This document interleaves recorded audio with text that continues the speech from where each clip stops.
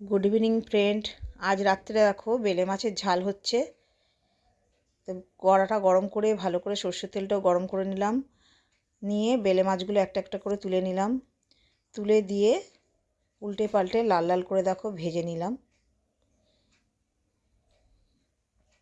ওদিকে আমি সর্ষে, পোস্ত, কাঁচা লঙ্কা বেটেও রেখেছি। দেখো ওই তেলের ওপরেই আমি সর্ষে, পোস্ত, কাঁচা লঙ্কা, শুকনো লঙ্কা বাটাটা দিয়ে দিলাম। দেওয়ার পর একটু নুন আর হলুদ দিয়ে দিলাম, দিয়ে একটু নাড়াচাড়া করে ওর উপরে মিক্সিং জারটা ধুয়ে আমি জল দিয়ে দিলাম। জল দেওয়ার পর একটা কাঁচা লঙ্কা দিয়ে দিলাম, ওপর দিয়ে মাছগুলো দিয়ে দিলাম, দিয়ে একটু নাড়াচাড়া করে সরষের তেল ওপর থেকে কাঁচা সরষের তেল দিয়ে দিলাম,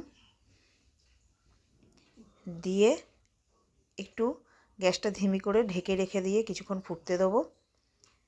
তারপরেই দেখো খুলে দেখলাম তেলটা আমার ওপরে চলে এসেছে। দেখো আমার মাছের ঝাল রেডি হয়ে গেছে। কেমন হলো আমার রেসিপিটা কমেন্ট করে জানাবে। টাটা।